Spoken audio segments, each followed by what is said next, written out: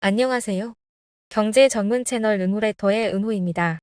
12월 14일 토요일 전달드릴 뉴스를 간단히 살펴보겠습니다. 금요일 미국 증시는 기술주 강세와 함께 혼조세를 보였습니다. 브로드컴은 주가가 24% 이상 급등하며 시가총액 1조 달러를 처음으로 돌파했습니다. 미국은 중국의 첨단 AI 칩 접근을 차단하기 위해 특정 지역에서 AI 칩 판매를 제한하는 새로운 규정을 준비 중입니다. 폭스바겐의 재무 계획이 지연되면서 최대 주주인 포르쉐 SE는 폭스바겐과 포르쉐 AG 지분에 대해 큰 손실을 예상하고 있습니다. 애플이 내년 초 인도에서 처음으로 에어팟을 생산할 계획입니다. 미국 하원의 중국 관련 위원회 의원들이 구글과 애플에 1월 19일까지 틱톡을 앱스토어에서 제거할 준비를 하라고 요청했습니다. 트럼프 인수위가 테슬라가 반대하는 차량 충돌 데이터 보고 규정을 폐지하라고 권고했다는 문건이 확인됐습니다. 브로드컴은 2027년까지 AI 관련 시장 규모가 600억에서 900억 달러에 이를 것으로 예측하며 주가가 20% 이상 급등했지만 엔비디아는 2.3%, AMD는 3.2% 하락했습니다. 자세하게 하나씩 살펴볼까요? 금요일 미국 증시는 기술주 강세와 함께 혼조세를 보였습니다. 나스닥 지수는 0.12% 상승해 4주 연속 상승세 기록했고 S&P 500 지수는 이번 주 0.7% 하락하며 3주 연속 상승세를 마감했습니다. 다우 지수는 0.2% 하락하며 7일 연속 하락했습니다. 브로드컴이 AI 칩 수요 급증 전망을 발표하며 기술주 강세의 주요 요인으로 작용했습니다. 마벨과 마이크론도 동반 상승했으나 엔비디아는 하락했습니다.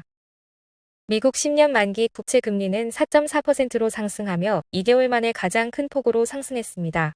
이는 연준의 금리 인하가 예상되지만 매파적 금리 인하 가능성이 시장에 영향을 미친 것으로 분석됩니다.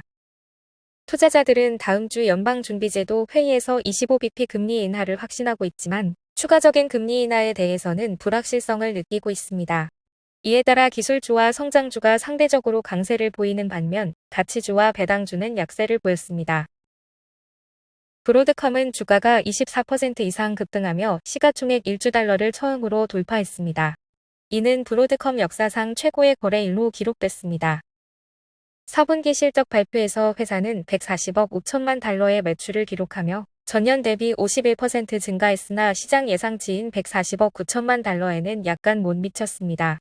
그러나 연간 AI 관련 매출이 122억 달러로 전년 대비 220% 증가하며 투자자들의 기대를 충족시켰습니다. CEO 혹타는 주요 클라우드 고객과 협력하여 맞춤형 AI 칩을 개발 중이라고 밝혔으며 2027년까지 AI 관련 매출이 600억에서 900억 달러 규모로 성장할 것으로 전망했습니다. 브로드컴의 AI 칩 매출은 반도체 솔루션 부문에서 12% 증가한 82억 3천만 달러를 차지하며 주요 성장 동력으로 작용했습니다. 또한 회사의 순이익은 43억 2천만 달러로 전년 동기 대비 23% 증가했습니다. 분석가들은 브로드컴이 AI 시장에서 독보적인 위치를 차지하고 있다고 평가하며 향후 2에서 3년간 AI 반도체 분야에서 가장 유망한 투자처로 꼽았습니다. 다만 일부는 엔비디아와 같은 경쟁사들과의 시장 점유율 경쟁을 우려하기도 했습니다. 미국은 중국의 첨단 AI 칩 접근을 차단하기 위해 특정 지역에서 AI 칩 판매를 제한하는 새로운 규정을 준비 중입니다. 이 규정은 동남아시아와 중동 등 일부 국가의 AI 칩을 대규모로 사용하는 데이터 센터에 대한 구매 제한을 포함하며 중국의 우회적 칩 접근을 막는 데 초점을 맞추고 있습니다. 새 규정은 GPU와 같은 첨단 프로세서를 대상으로 하며 특정 국가를 무제한 그룹과 제한 그룹으로 나눠 관리할 계획입니다. 이는 중국이 타국에서 컴퓨팅 자원을 이용해 AI를 개발하는 것을 방지하기 위한 조치입니다. 또한 미국 상무부는 주요 반도체 제조업체인 TSMC와 삼성전자 등의 관련 제한 사항을 사전 통보했습니다. 이들 회사는 AI 모델 훈련용으로 사용되는 칩의 크기 및 트랜지스터 수와 같은 기준을 충족하면 중국으로의 수출 시 라이선스를 신청해야 합니다. 규정이 시행되면 엔비디아와 같은 주요 칩 제조업체의 수익에도 영향을 미칠 수 있습니다. 엔비디아는 이전 규제를 준수한 AI 칩을 개발했음에도 중국이 여전히 매출의 8분의 1을 차지하고 있어 새로운 규정이 어떤 영향을 미칠지 주목됩니다. 한편 중국은 미국의 제재에 대응해 일부 광물 수출을 제한하고 엔비디아에 대해 반독점 조사를 시작하는 등 반발하고 있습니다. 폭스바겐의 재무 계획이 지연되면서 최대 주주인 포르쉐 SE는 폭스바겐과 포르쉐 AG 지분에 대해 큰 손실을 예상하고 있습니다. 포르쉐 SE는 폭스바겐 투자에 최대 200억 유로, 포르쉐 AG 투자에 최대 20억 유로의 비현금 손실이 발생할 수 있다고 밝혔습니다. 이 손실의 원인은 전기차 수요 둔화, 중국 전기차 제조업체들과의 경쟁, 지정학적 긴장, 그리고 보호주의적 경향 등으로 인한 불확실한 시장 환경입니다. 폭스바겐은 높은 제조 비용과 독일 내 공장 폐쇄 논의로 어려움을 겪고 있으며 노조와의 협상이 계속되고 있습니다. 이번 손실은 포르쉐 SE의 현금에는 영향을 미치지 않지만 올해 예상했던 이익에는 큰 타격을 줄 전망입니다. 그럼에도 불구하고 포르쉐 SE는 2024년 배당금 지급에는 변화가 없을 것이라고 강조했습니다. 애플이 내년 초 인도에서 처음으로 에어팟을 생산할 계획입니다.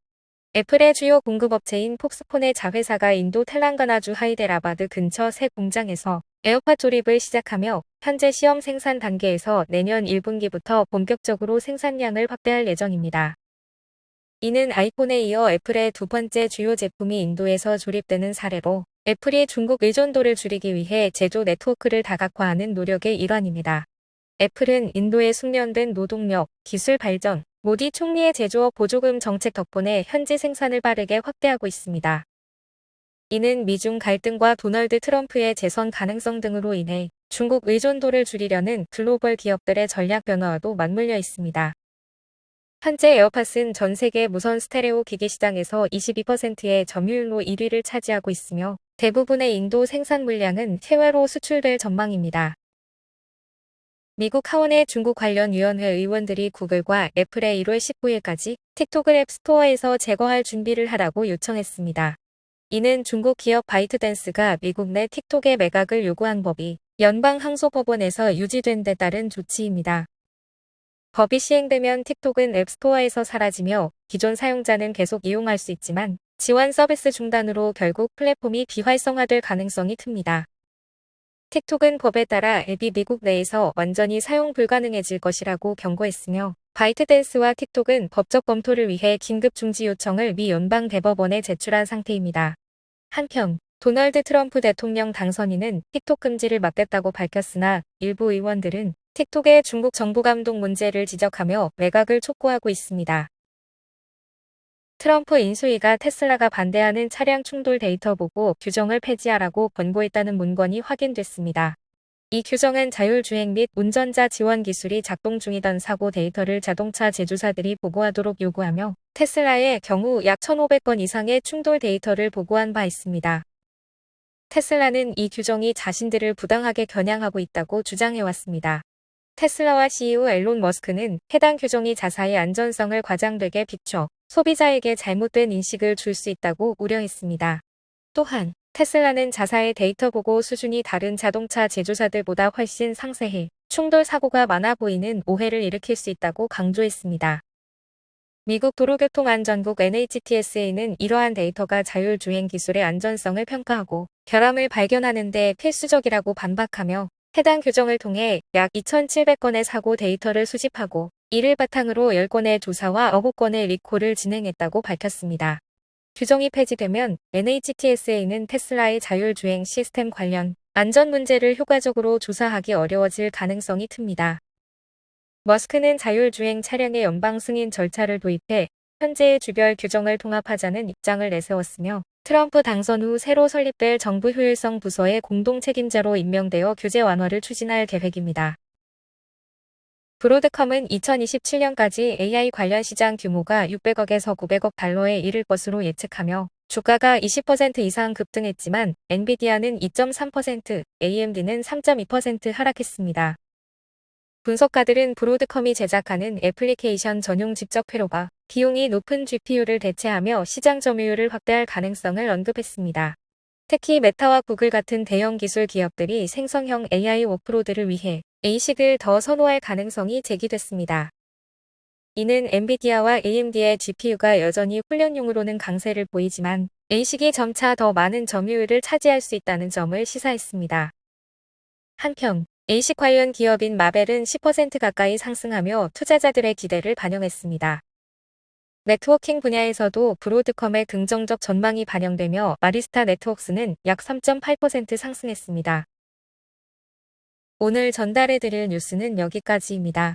들어주셔서 너무 감사드리고 은퇴하는 그날까지 파이팅입니다. 도움이 되셨다면 좋아요와 구독 부탁드립니다.